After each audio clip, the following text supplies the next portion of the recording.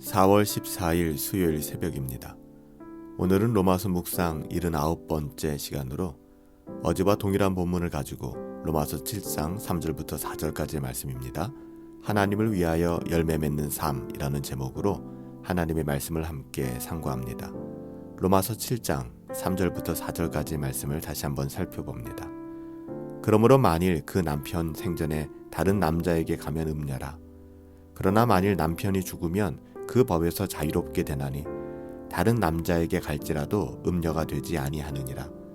그러므로 내 형제들아 너희도 그리스도의 몸으로 말미암아 율법에 대하여 죽임을 당하였으니 이는 다르니 곧 죽은 자 가운데서 살아나신 이에게 가서 우리가 하나님을 위하여 열매를 맺게 하려 함이라.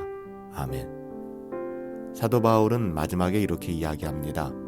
예수 그리스도로 말미암아 거듭나고 구원받은 하나님의 자녀들은 하나님을 위하여 열매 맺는 삶을 살아가야 한다. 이렇게 얘기하는 것이죠. 우리 한번 생각해 볼까요? 상대방은 전혀 생각하지 않고 오직 자기 자신의 행복만을 추구하는 그렇게 결혼 생활을 하는 두 남녀가 있다라고 생각해 보십시오. 과연 이들의 결혼 생활은 행복할 수 있을까요? 결코 그럴 수 없을 것입니다. 두 사람은 분명히 불행한 삶을 살게 될 것입니다. 로마서 7장은 예수님과 신자와의 관계, 우리와의 관계를 결혼, 혼인한 부부로 묘사하고 있습니다. 성경이 예수님과 신자의 관계를 혼인한 부부로 묘사하는 이유는 예수님과 신자의 영적으로 연합된 관계, 그것 때문에 그래요. 우리와 예수님과의 관계는 영적으로 연합되어 있는 관계입니다.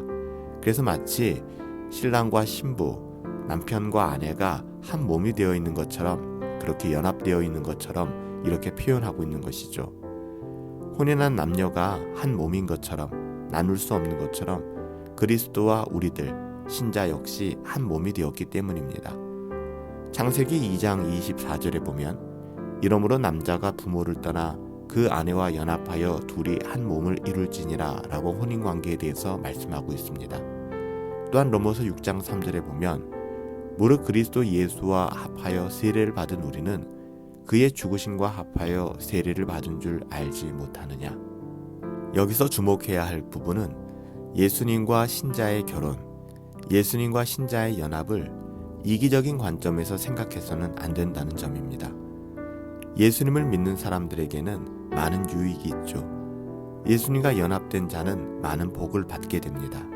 하지만 예수님을 믿음으로써 받게 되는 유익, 예수님과 연합됨으로써 얻게 되는 복에만 관심을 갖는 것은 굉장히 이기적인 태도입니다. 하나님의 입장에서 이 거룩한 결혼, 혼인에 대해서 생각해 볼까요? 하나님께서 예수 그리스도의 십자가를 통해 우리를 구원하신 이유는 무엇일까요? 하나님께서 자신의 독생자와 교회를 혼인하게 하신 그 목적은 무엇일까요? 그 이유와 목적을 로마서 7장 4절은 다음과 같이 증언합니다. 우리가 읽은 본문의 마지막 부분이죠. 우리가 하나님을 위하여 열매를 맺게 하려 함이라. 율법과 혼인한 사람은 하나님을 위하여 열매를 맺을 수가 없습니다. 그는 죄의 종, 죄의 노예이기 때문에 그렇죠. 그렇지만 거듭난 하나님의 자녀들, 하나님을 위하여 열매를 맺을 수 있는 그 영광스러운 특권을 누리게 되는 것입니다. 하나님을 위하여 열매를 맺는 사람들은 예수 그리스도와 혼인한 사람들, 그리스도와 연합된 사람들입니다. 거듭난 하나님의 자녀들이죠. 그들은 하나님의 의로운 통치를 받고 있으며 하나님의 신령한 도움 안에 있기 때문에 그렇습니다. 따라서 우리는 하나님의 자녀로서 그리스도와 혼인관계에 있는 연합된 자로서 더 이상 우리 자신의 목적을 성취하고 우리 자신의 어떠함을 누리려고 하는 이기적인 삶을 살아가서는 안 됩니다. 우리의 삶은, 우리의 전인격은 온전히 하나님 중심적이어야 합니다. 그것이 죄와 사망의 길에서 우리를 건지신 하나님의 목적이기도 하죠. 하나님을 위하여 열매를 맺는 것, 하나님의 영광을 위하여 살아가는 것, 세상과 구별된 거룩한 사람이 되는 것은 하나님의 자녀들, 신자들에게는 선택사항이 아닙니다. 이것은 실로 우리가 존재하는 목적이며 인생의 가치를 결정짓는 유일한 기준이 되는 것이죠. 하나님께서는 사도 바울을 통하여 특별히 거듭난 신자의 삶을 그리스도와 연합된, 결혼한 또 혼인 관계를 통해서 우리에게 말씀해 주셨습니다. 부부가 행복하려면 어떻게 살아가야 할까? 또 우리가 이 땅을 살아갈 때 거듭난 신자로서 어떻게 살아가야 될까? 자기 자신을 위한 이기적인 삶이 아니라 배려하고 섬기는 이타적인 삶을 살아가야 할 것입니다. 그래서 궁극적으로 사도 바울은 하나님을 위하여 열매를 맺게 하기 위하여 우리가 그리스도와 결혼하게 되었고 연합되었고 또 하나님께서 우리를 부르셨다고까지 증언하고 있는 것입니다.